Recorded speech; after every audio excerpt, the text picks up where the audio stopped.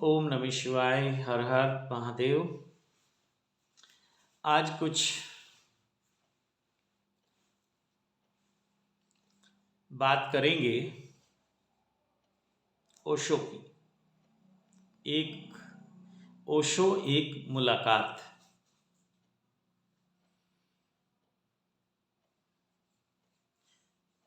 वैसे तो ये लाइव होना चाहिए और उधर से भी मित्रों को परमिशन होनी चाहिए कि वो भी जुड़ सकें। तो चलिए, किसी दिन ऐसा आदेश होगा तो गूगल मीट पे बात करेंगे ओशो मित्रों से। एक मैंने भी छोटा सा ग्रुप बनाया हुआ है, ओशो कल्याण मेडिटेशन। और ये यूट्यूब चैनल था तो चैनल तो उन्होंने उड़ा दिया। ये अपने ही लोग हैं, ओशो के ही लोग हैं जो ऐसा करते हैं। तो खैर अच्छा है। तो बहुत सारे लोग अब बहुत तेजी से ओशो को सुनना चाहते हैं, ओशो को पढ़ना चाहते हैं, ओशो की जो ध्यान की विधियां हैं उनका प्रयोग करना चाहते हैं। तो बहुत सारे मास्टर्स की ज़रूरत है, क्योंकि अभी जितने लोग ध्यान के प्रति, समाधि के प्रति और अध्यात्म के प्रति प्यासे हैं, मिशन तो बहुत सारे हैं, लेकिन उनमें जो इजी अवेलेबल पूरी फ्रीडम के साथ एक प्लेटफॉर्म है वो ओशो ने दे दिया कि आओ, देखो, समझो, जियो। तो फिर तुम्हारी मर्जी है, या तो जीते ही रहो या उससे भी आगे निकलो। तो बहुत सुंदर एक प्लेटफॉर्म है, लेकिन यहाँ बहुत सारे मास्टर्स की ज़रूरत है। मास्टर्स मतलब आचार्य। ओशो ही मास्टर रहेंगे यहाँ तो। ओशो को ही, क्योंकि ओशो के तुल्य कोई व्यक्ति ना पास्ट में दिख रहा है ना कोई फ्यूचर में फ्यूचर में नहीं कह सकता हूँ, लेकिन अभी तक मुझे तो नहीं दिखा। जिसने ओशो को देखा, जिसने ओशो को सुना, जिसने ओशो को समझा, वो सब यही कहते हैं कि हमें कोई ओशो जैसा दिखता ही नहीं है।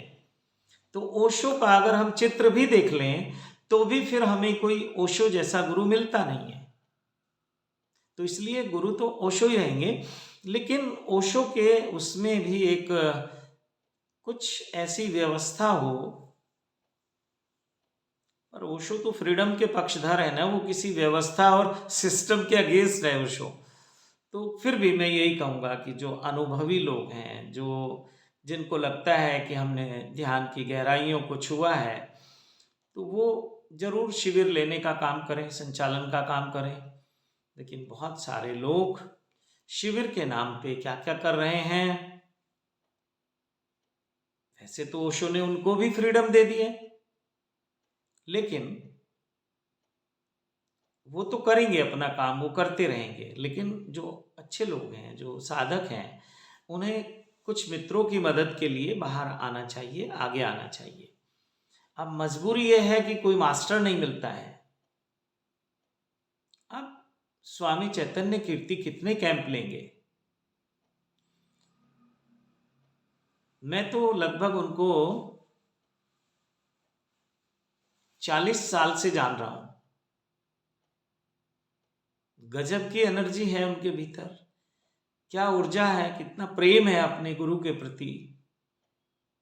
शरीर उनका, अभी वो खुद कह चुके हैं कई बार फेसबुक पे कि अब मुझसे इतनी यात्राएं नहीं होती, तो शिविर में, मतलब शिविर संचालन का आग्रह ना किया जाए। लेकिन मैं, स्वामी चैतन्य कीर्ति की बात आ गई, ओशो ऐसा चाहते होंगे, मेरी कोई इंटेंशन नहीं थी। कुछ गलती मुझसे हो जाए तो मैं स्वामी चैतन्य कीर्ति से बहुत ही, मतलब कैसे बताऊं कि मैं उनसे माफ़ी मांगूंगा बहुत हृदय से। और बहुत सम्मान है मेरे हृदय में उनके लिए। बहुत, मैं ऐसा मानता हूँ कि जो ओशो के साथ लोग रहे हैं वो सब धीरे धीरे, कुछ लोग चले गए हैं, कुछ लोग बहुत वृद्ध अवस्था में हैं, और लेकिन उनमें मैं देखता हूँ सबसे आगे मैं स्वामी चैतन्य कीर्ति को देखता हूँ। तो हर ऊर्जा का काम करने का अपना एक तरीका है, और अब वो थोड़ा ऐसा महसूस करने लगे हैं कि मुझे थोड़ा आ राम के लिए वक्त चाहिए। कितना भी आप ध्यान करो, कितना भी करो, यात्राओं में जाओ, कुछ करो, तो ठीक है, ओशो ने कहा बीच बाजार में ध्यान, लेकिन फिर भी बात तो एक वो समय भी चाहिए कि जब मैं अपने लिए जैसे चाहूँ उसको वैसे जी सकता हूँ। तो मेरा तो निवेदन ये है स्वामी चैतन्य कीर्ति से और ऐसे और जो उनके समकक्ष मित्र हैं कि कुछ नई टीम को तैयार किया जाए। तो ओशो के कार्य को मतलब हर आयाम में साधक को मिल जाए। वो तामसिक में जाना चाहे तामसिक में जाए, राजसिक में जाना चाहे राजसिक में जाए, और इन दो कैटेगरी के गुरु तो अपने आप मिल जाते हैं। लेकिन जो आत्म तत्व है, जो सात्विक तत्व है, उसमें ले जाने के लिए कुछ लोगों को आगे आना होगा, नहीं तो फिर ज्यादा लोग संभावना तामसिक लोग आएंगे। वो सब तरह का उनका जीवन, उनकी क्रियाएं, उनका आचरण तामसिक रहेगा। लेकिन तरीका यही है, तामसिक से वो राजसिक पे आएंगे और राजसिक से वो सात्विक पे आएंगे। तो मैं उसके विरोध में नहीं हूँ, मैं तो पक्ष में हूँ कि वो आए, ताकि वो उनकी समझ, उनका ज्ञान, उनके अनुभव विकसित होंगे तो वो राजसिक आएंगे। देखते हैं ओशो का हर सन्यासी अपने आप को एक राजा की तरह समझता है, वो जीता है। ओशो ने कहा भी कि मेरे सन्यासी कोई गरीब आदमी नहीं होते हैं। अब वो किन अर्थों में कहा ये तो सब मित्र समझ लेंगे अपने अपने तरीके से। तो वो जो राजसिक भाव है वो भी वहां बहुत है और अच्छा है, जोरबादी बुद्धा। लेकिन जोरबा तो है, बुद्धा की तरफ ले जाने के लिए भी हमें हमेशा हमारे मार्गदर्शक चाहिए। वो बड़े गुरु भाई के रूप में हो और साक्षात ओशो के रूप में हमारे लिए हो सकते हैं, ओशो के मैसेंजर हो सकते हैं, देवदूत हो सकते हैं हमारे लिए। क्योंकि इनके जाने के बाद फिर हमें ऐसे लोग नहीं मिलेंगे, दिखाई नहीं दे रहे हैं ऐसे लोग। तो इन लोगों पे भी बहुत जिम्मेदारी है कि अपनी साधना के जो पुण्य प्रताप हैं उनके बल पे कुछ साधकों को आशीर्वाद करें कि वो इस कार्य में आपका सहयोग करें। स्वामी चैतन्य कीर्ति नहीं आ सकते, उनके पास डेट नहीं है, तो उनका प्रतिनिधि जाएगा, उनका रिप्रेजेंटेटिव जाएगा, वो अशरीरी रूप से वहां मौजूद होंगे। ओशो ने बहुत प्रयोग किए हैं इस पे। तो अब कुछ लोगों को ये करने चाहिए। कब करेंगे? फिर शरीर छूटने के बाद करेंगे? नहीं, बहुत लेट हो जाएगा, अभी करने हैं। तो फिर वो अपने रिप्रेजेंट भेजें। जो भी ऐसे लोग हैं अब जो शारीरिक रूप से बहुत ज़्यादा भागदौड़ नहीं कर सकते, तो अपने रिप्रेजेंटेटिव तैयार करें, अपने प्रतिनिधि तैयार करें। ये श्रृंखला रुकनी नहीं चाहिए।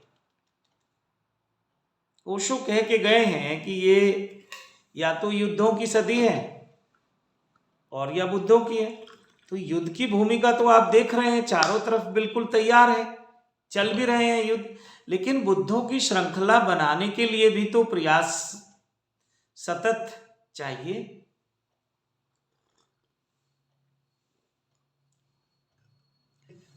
तो चलिए, आज ऐसी बात करते करते स्वामी चैतन्य कीर्ति